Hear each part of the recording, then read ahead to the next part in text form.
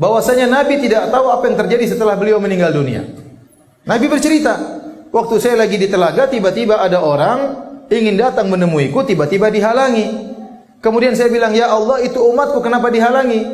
Ya, maka dikatakan kepada Nabi, innaka la tadri, kau tidak tahu ma ahdatsu ba'dak, apa yang mereka ada-adakan, bid'ah yang mereka lakukan setelah kau meninggal dunia. Ini dalil yang sangat tegas bahwa setelah Nabi meninggal dunia dia tidak tahu apa yang terjadi setelah itu. Paham? Dalilnya sangat jelas, hadisnya mutawatir. Maka tidak benar perkataan sebagian orang bahwasanya Nabi keluar kemudian jalan-jalan, mampir ke rumah Habib Fulan misalnya ya. Seperti tersebar di YouTube ya. Ada orang ingin pergi ke menziarahi kuburan Nabi, tahu-tahu dihalangi oleh Fatimah. Fatimah lagi bangkit dari kuburan. Mau ke mana? Mau ke rumah bapakmu, ke kuburan bapakmu.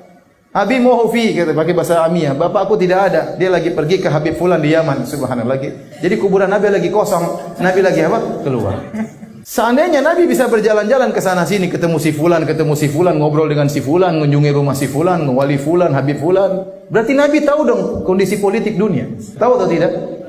Kira-kira kalau ngobrol sama orang-orang tersebut, mereka cerita nggak tentang kondisi masyarakat Muslim di dunia ini? Cerita, ya Rasulullah di Suriah ada begini. Ternyata dikatakan dalam hadis ini, innaka la tadri ma ahdatsu ba'dak. Sungguhnya kau tidak tahu apa yang mereka lakukan setelah engkau meninggal dunia. Jelas. Wong Nabi saja masih hidup, Nabi tidak tahu apa yang terjadi kalau di luar jangkauannya. Buktinya apa? Buktinya waktu kalung istrinya hilang, Nabi cari-cari enggak ketemu. Tidak tahu kalungnya di mana. Enggak usah bicara tentang jauh-jauh, kalungnya di mana Nabi tidak tahu. Sampai Rasulullah SAW suruh sahabat nyari, semalam suntuk mereka cari, enggak ketemu-ketemu. Sampai tatkala sudah tiba waktu salat subuh, para sahabat gelisah, di mana mau salat? Ternyata turun ayat tayammum. Kalungnya Aisyah hilang, tidak diketahui di mana. Ternyata tidak ketemu, kata Nabi kita pergi. Ternyata kalungnya ditindih sama onta. Makanya enggak ketahuan ya.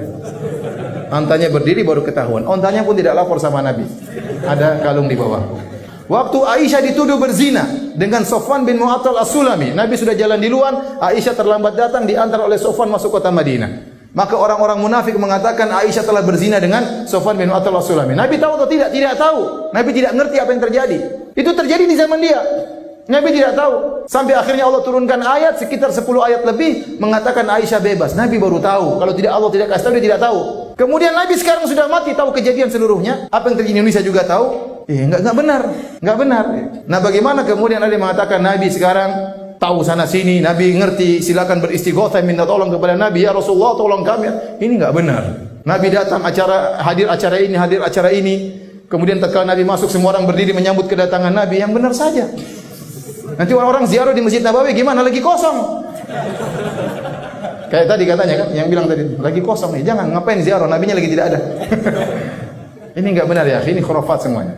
Enggak benar. Dalil bahwasanya Nabi tidak tahu apa yang terjadi setelah beliau meninggal dunia. Hadisnya mutawatir, innaka la tadri ma ahdatsu ba'da. Kau tidak tahu apa yang mereka perbuat, mereka ada-adakan setelah engkau meninggal dunia. Innahum qad ghayyaru wa baddalu. Sungguhnya mereka telah mengganti dan telah merubah.